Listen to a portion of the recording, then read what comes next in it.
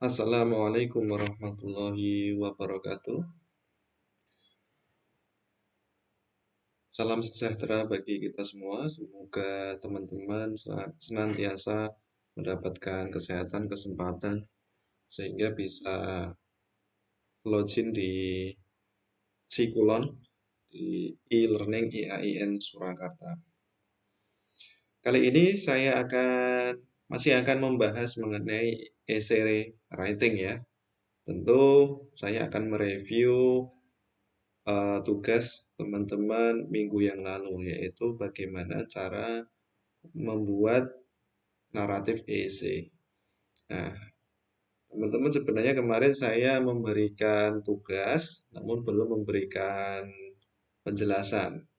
Nah, maksud saya adalah teman-teman nanti uh, melakukan diskusi di forum e-learning, kemudian nanti saya membalasnya. Atau teman-teman apabila belum mengetahui mengenai naratif essay, teman-teman bisa mencari sendiri apa itu naratif essay. Itulah kenapa agar eh, peserta lebih aktif dalam melakukan perkuliahan.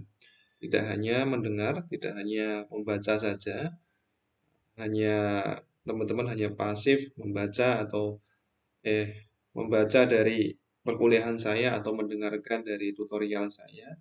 Tapi teman-teman boleh berpartisipasi aktif dalam mencari informasi di dunia maya. Kita bisa mencari teman, yaitu teman setia kita, Google, sehingga teman-teman bisa mencari apa yang ditugaskan oleh saya. Nah, kemarin kita sempat membahas naratif essay. Di forum ada beberapa kelas yang aktif sekali sehingga ada komunikasi interaktif antara saya dan mahasiswa. Sehingga teman-teman nanti di forum bisa melihat chat saya, apa yang ditanyakan oleh seseorang, pertanyaan dan jawaban itu bisa dilihat oleh orang lain atau mahasiswa yang lain. Nah, kali ini simpel saja ya. Ini mungkin nanti menjadi strategi dalam belajar teman-teman ya. Karena saya juga masih belajar bagaimana menjadi pengajar yang baik dan benar. Nah, nanti ini mungkin bisa menjadi solusi buat teman-teman bagaimana belajar mandiri, tapi bisa improve, bisa mengembangkan kompetensi teman-teman. Dalam hal ini yaitu kompetensi di bidang bahasa Inggris. Di antaranya yaitu bisa meningkatkan skill membaca teman-teman dan skill menulis. Oke, kali ini saya sudah siapkan ya materi yang ada di salah satu web yang mungkin nanti bisa menjadi rujukan teman-teman dalam menulis naratif essay. Nah, ini ternyata benar ya, ada naratif essay dan contohnya. Nah, di sini menjelaskan apa itu naratif essay, yaitu sebuah cerita atau pengalaman, tapi harus ada poin atau writer point of view. Jadi harus ada review dari penulis, tidak hanya menceritakan saja. Nah, bisa jadi nanti menceritakan saja, tetapi tidak ada point of view, ya sama saja hanya bercerita atau report, hanya melaporkan saja kejadian yang dialaminya, yang orang lain alami. Nah, berbeda itu namanya narrative writing, atau hanya telling a story atau report the incidents. Nah, berbeda kalau essay kita harus lebih objektif. karena harus ada penilaian dari penulis sehingga akan membuahkan value atau nilai dari sebuah kejadian. Ini di sini di web ini sebenarnya ada contoh juga ya. Ini ada contoh. Tapi sebelum menginjak ke contoh, mungkin ini teman-teman yang perlu pelajari terlebih dahulu, yaitu mengenai elemen dari naratif essay. Nah, langsung ke poinnya saja.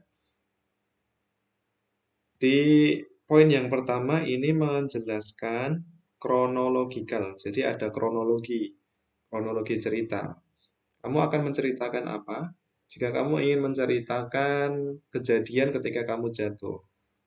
Nah, kamu ceritakan sejak mungkin kamu berniat ingin pergi ke pasar, kemudian apa yang kamu gunakan kamu jelaskan di sana, dan sampai kejadian itu. Kejadian kamu jatuh di jalan misalkan.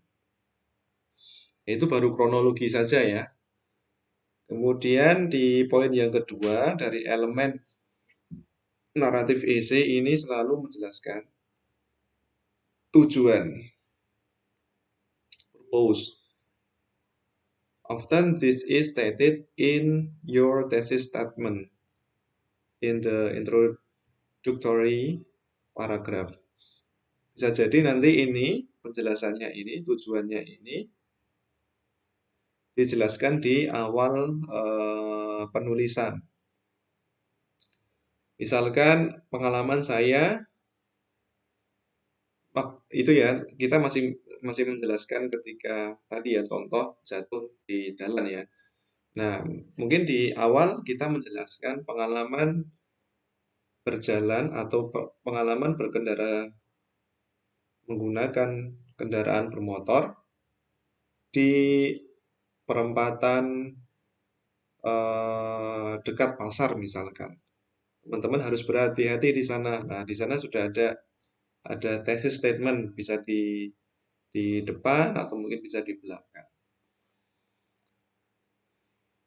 Kemudian di poin yang ketiga, nah ini bisa menggunakan dialog. Bisa menggunakan dialog. Tapi ini tidak wajib ya. Tidak wajib, bisa hanya menjelaskan kronologi juga bisa. For more on that, here are the ins and outs on how to punctuate dialog correctly. Nah, kalau ada dialognya, jadi harus apa namanya, harus jelas punktuasinya atau tanda bacanya. Jika ada pengucapan langsung, misalkan kamu mengajak waktu ke pasar, kamu mengajak adiknya untuk pergi ke pasar. Nah, jika ada statement di sana, kamu harus menggunakan tanda kutip. Tanda kutip ini digunakan apabila ada dialog di dalam cerita itu. Tapi ini tidak wajib ya. Nah, karena di sini ada it may, artinya tidak wajib. Itu bisa menggunakan dialog. Kemudian di poin yang terakhir, it is written with sensory details and break description. Jadi harus menjelaskan detail dan deskripsi yang jelas tentang keterlibatan pembaca. Nah, pembaca ini keterlibatannya apa? Oh, ini ya penting sekali. Jadi mungkin teman-teman menjelaskan tetangga ya. Apa keterlibatan penulis dalam cerita tetangga itu? Nah, ini nanti menjadi poin. Menjadi poin bisa jadi di paragraf terakhir. Nah, point of view. Jadi pentingnya apa dalam cerita yang akan kamu tuliskan di apa namanya dibaca yang akan menjadi bacaan nanti. Pentingnya apa? Apa maksudnya? Apa value-nya? Apa eh, manfaatnya dari penulisan naratif esai? Ini sangat bagus ya, ketika teman-teman menceritakan tentang bawang merah dan bawang putih misalkan. Nah, biasanya kalau bawang merah dan bawang putih selalu ada konflik ya, konflik saudara antara si bawang merah dan bawang putih. Nah, konflik itu kemudian dijelaskan apa yang bisa kamu ambil dari peristiwa, dari konflik-konflik, dari kejadian-kejadian yang ada di cerita bawang merah dan bawang putih. Sehingga orang-orang akan tertarik membaca bacaan bawang merah dan bawang putih. Loh, itu nanti bisa menjadi review buku. Ya kalau selama kamu menjelaskan kronologi dari awal mula kehidupan si bawang merah dan bawang putih, kemudian kronologi konflik, kronologi peristiwa yang terjadi di antara bawang merah dan bawang putih, lalu kamu menjelaskan point of view, menjelaskan pentingnya kejadian seperti yang dialami oleh bawang merah dan bawang putih itu bisa menjadi paragraf essay atau essay writing. Nah, lalu bagaimana saya membuatnya? Oke, sebenarnya di sini teman-teman sudah punya wawasan ya, wawasan yang cukup. Saya lihat beberapa teman-teman yang sudah mengumpulkan tugas misalkan, ada beberapa teman-teman yang sudah mengumpulkan tugas. Misalkan ini si cerita me and little things about my life. Hmm, ini satu lagi ya, kalau kita menjelaskan kronologi, artinya kronologi itu menjelaskan peristiwa masa lampau. Kalau seperti ini, nah ini sampai mana ini? Oke, ini sampai sini, ini menjelaskan, ini descriptive text ya, bukan naratif text. Jadi, yang menjelaskan diri sendiri dari Dian. Oke, ini namanya descriptive text. Kalau naratif text biasanya menjelaskan peristiwa-peristiwa yang sudah lampau. Tandanya apa? Tandanya strukturnya itu tertulis atau menggunakan past tense. Nah, kalau seperti ini namanya present tense. Is. Dari sini pun, dari strukturnya saja tanpa mengetahui isinya, ini tidak menjelaskan naratif essay.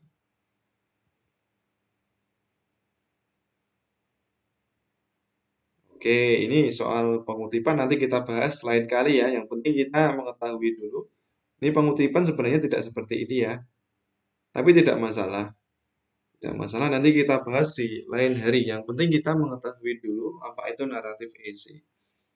Oke, dan ini hanya contoh saja ya. Tidak masalah, ini salah tidak apa-apa.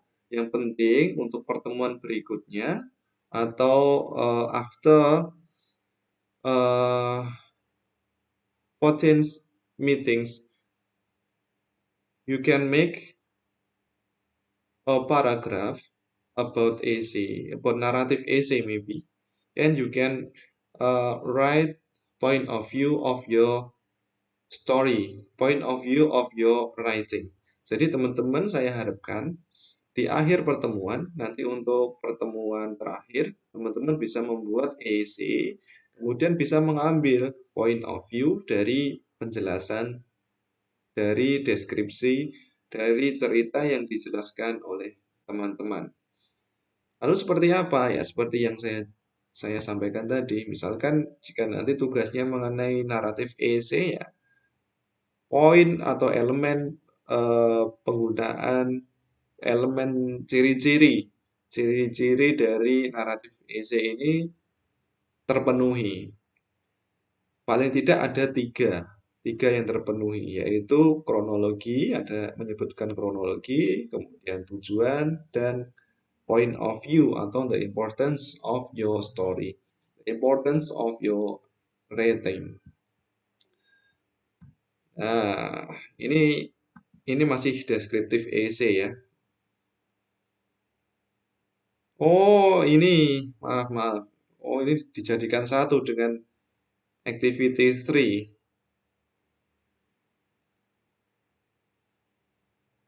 Ada dua ini ya.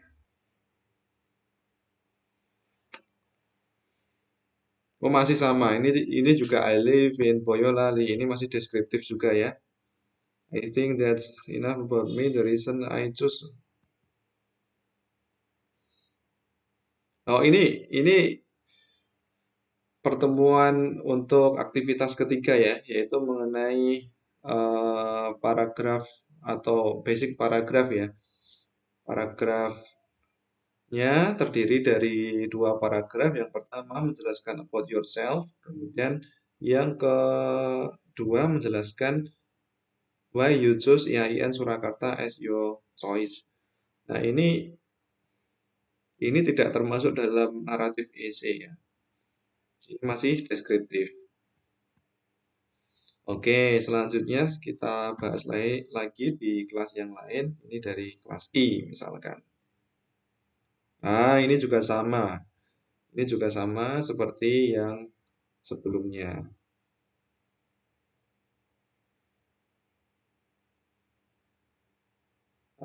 Ini mungkin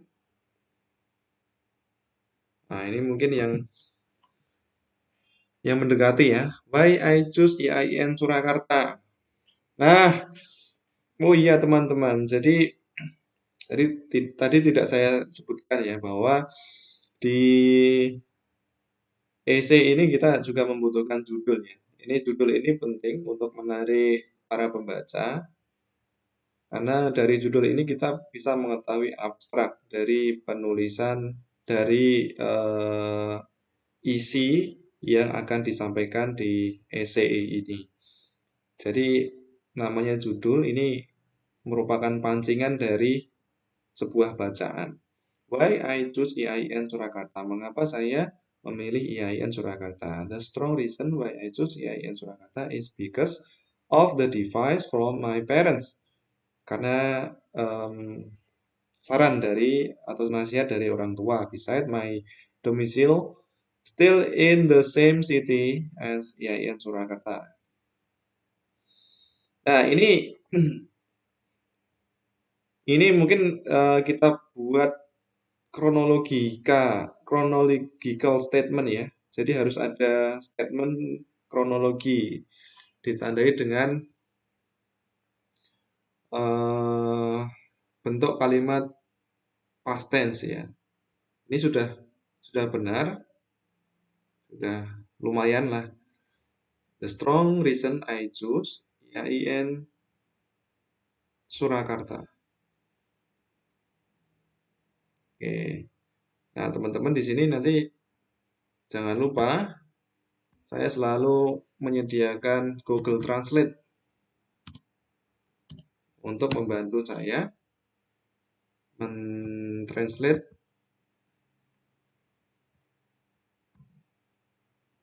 kosakata dalam bahasa Inggris ke Indonesia atau bahasa Indonesia ke bahasa Inggris.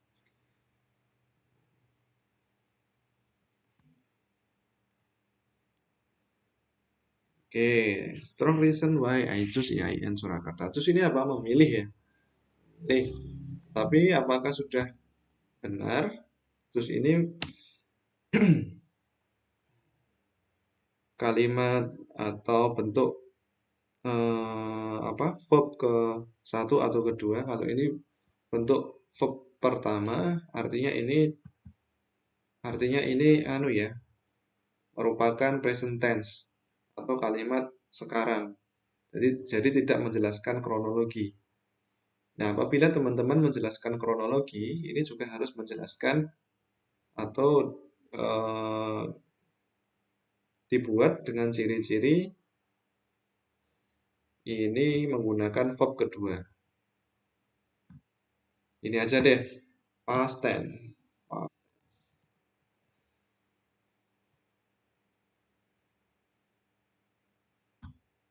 Oke.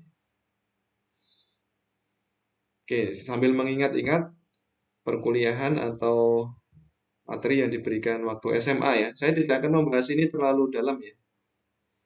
Nah, saya hanya cukup menyinggung saja. Nah, misalkan seperti ini. Ini bentuk kronologi ya. Ayo, bentuk bagian dari kronologi. Kalau kronologi kan berarti ada lebih dari satu kalimat. Jadi kalimat yang satu dengan kalimat yang lain akan berkesinambungan. Nah, ini baru satu kalimat. He worked at McDonald's. He had worked there since July. Dia bekerja di McDonald dan dia telah bekerja sejak Juli. Nah, ini ya termasuk kronologi ya. Berarti awal mula Juli ini dia sudah bekerja dan dia masih bekerja setelah Juli. Tetapi tidak dijelaskan kapan dia keluar. Nah, untuk dua kalimat yang ada di atas. Berbeda untuk kalimat yang ada di bawah. Ini ini untuk past continuous tense atau menjelaskan dia masih bekerja dulu. Nah, tapi sekarang saya tidak tahu dia masih bekerja atau tidak. Dia masih bekerja dulu pada bulan Juli tahun 2018 misalkan. Nah, kita membicarakan seseorang yang sedang bekerja di McDonald pada bulan Juli tahun yang lalu. Sedang bekerja tetapi tahun yang lalu. Makanya was menggunakan kata was. Ini namanya past continuous tense. Nah, teman-teman nanti bisa menggunakan struktur-struktur kalimat seperti ini. Nah, ini sudah baik, tetapi choose ini harus dibentuk ke kalimat past tense. Choose. Choose ini kalau nggak salah, kalau past tense-nya memilih ya. Kan bisa chosen ya. Choose. Nah, choose ini bentuk yang kedua. Ini bentuk yang pertama, choose. Ini bentuk yang kedua. Kemudian chosen ini bentuk yang ketiga. Memilih atau telah memilih. Seperti ini. Was because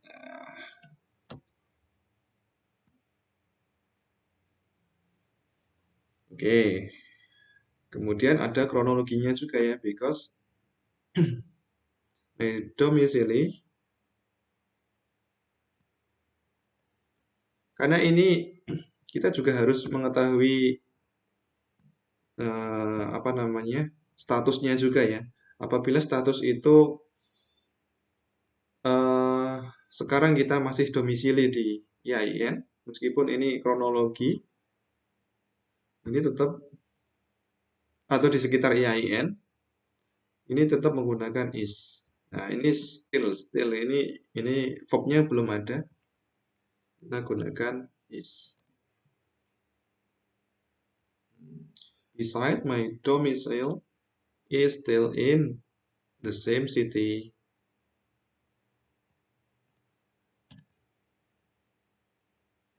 Of IAIN Surakarta. My parents chose it because it is not too far from home. Nah, ini status juga ya. My parents chose it because it is not too far from home. It was not too far from home. And also the cost of education bla bla bla bla bla bla. Oke, kemudian kita cari point of view. I'm grateful that IAIN Surakarta is in an area where you can study based on Islamic studies. Based on Islamic ini kurang kata benda. Based on Islamic study. Misalkan, di sini ada I got. Ini berarti cukup ini paham ya. Berarti harus ini sebenarnya sudah paham. Cuman di sini belum kronologinya belum diselesaikan dengan baik. Jadi past tense-nya harus juga disampaikan di sini. Tidak hanya di bagian belakang saja. Tapi ini sebenarnya tugas activity yang ketiga ya. Teman-teman bagi nanti yang mau merevisi, nanti silahkan tetap dikumpulkan di ketua kelas. Kemudian nanti dijadikan satu dalam satu file, menjelaskan sesuatu, menceritakan sesuatu, dan dengan 3 ciri-ciri yang sudah saya sebutkan tadi. Dan jangan lupa untuk tambahannya teman-teman juga menggunakan judul. Seperti ini ya, strukturnya hampir sama seperti ini, tetapi dengan beda topik. Kalau ini kan untuk aktivitas yang ketiga. Nah, untuk aktivitas yang keempat, teman-teman harus menjelaskan cerita yang lain selain ini. Karena ini hampir semua mahasiswa mengerjakan ini. Jadi, saya sudah tahu lebih banyak ya. Dan akan menumbuhkan kreativitas teman-teman juga. Karena kalau seperti ini hanya menggunakan tugas aktivitas yang keempat, menggunakan tugas aktivitas yang lalu-lalu, itu kita atau saya sebagai dosen menilai ya saya anggap kurang kreatif. Tapi ini hanya untuk contoh saja ya.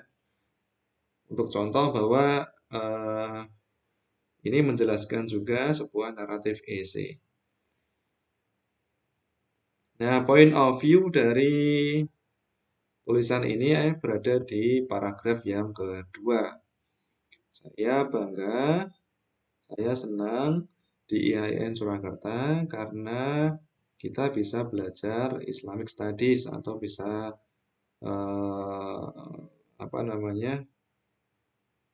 belajar berdasarkan Islam, syariat. Kemudian I got course like basic Arabic and the history of civilization that in other universities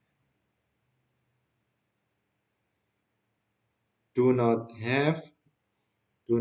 Kalau ini kalau dalam penulisan kalimat dalam penulisan ini harus kita bedakan ya antara written and spoken language. Jadi bahasa dalam pengucapan seperti ini dan bahasa dalam penulisan kita harus bedakan ya. Do not. Kalau itu singkatan kita harus harus kita minimalisir. Kalau do not jangan digunakan don't. Tetap ditulis do not have it.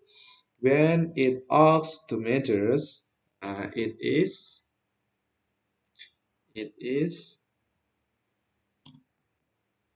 atau it was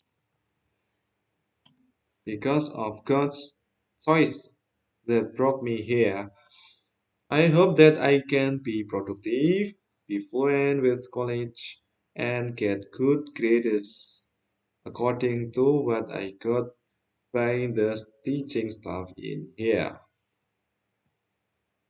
Di sini ini sudah artinya di sini ya, jadi tidak perlu di staff here. Oke, ini sudah bagus. Nanti teman-teman cukup melengkapi saja di aktivitas yang keempat. Teman-teman bisa menceritakan sebuah kejadian, sebuah pengalaman yang menarik tentunya. Ini pengalaman yang menarik juga, cuman saya yakin pengalaman ini sudah sering saya dengarkan. Jadi buat saya tertarik sehingga saya bisa memberikan nilai yang terbaik buat teman-teman. Nah, jangan lupa saya ulangi lagi, gunakan judul, kemudian gunakan 3 elemen. 1 judul, 3 elemen, kronologi, kemudian apa namanya? Apa tadi ya? Kronologi, kemudian tujuan, dan point of view. Kronologi, tujuan, point of view. Gunakan ini untuk menjelaskan naratif esai. Oke, mungkin ini saja. Tugasnya masih sama seperti yang kemarin, hanya untuk melengkapi saja. Hanya untuk memberikan informasi tambahan saja, apa itu naratif esai. Nah, nanti teman-teman eh, tidak perlu menggunakan referensi ya. Jangan menggunakan referensi dulu, karena nanti ini sifatnya teknis akan saya jelaskan di pertemuan berikutnya. Kita gunakan Mendeley untuk memudahkan kita mensitasi atau memudahkan kita mengambil informasi dari tulisan orang lain. Sehingga nanti dalam penulisan penulisan referensi tidak seperti ini. Ini referensi hanya judul saja, tapi kita harus menuangkan nama penulisnya, kemudian tahun penulisnya, kemudian tulisan ini diterbitkan di mana, di jurnal mana, kemudian volume berapa, misalkan seperti itu. Nah, tidak hanya menjelaskan sumber seperti ini. Bagaimana penulisannya nanti akan saya jelaskan di pertemuan berikutnya. Bagaimana menulis essay writing dengan eh, mengutip tulisan dari orang lain, sehingga tulisan kita akan lebih berbobot ya, karena kita membandingkan tulisan kita dengan tulisan orang lain. Berbobot dalam arti kita membuat eh, tulisan mandiri ya, tidak copy paste, tapi kita menggunakan akal daya pikir kita dalam menuangkan ide-ide sehingga tidak ada plagiasi. Nah, nanti akan saya jelaskan lebih lanjut di pertemuan berikutnya. Oke, cukup sekian dari saya. Terima kasih. Wassalamualaikum warahmatullahi wabarakatuh.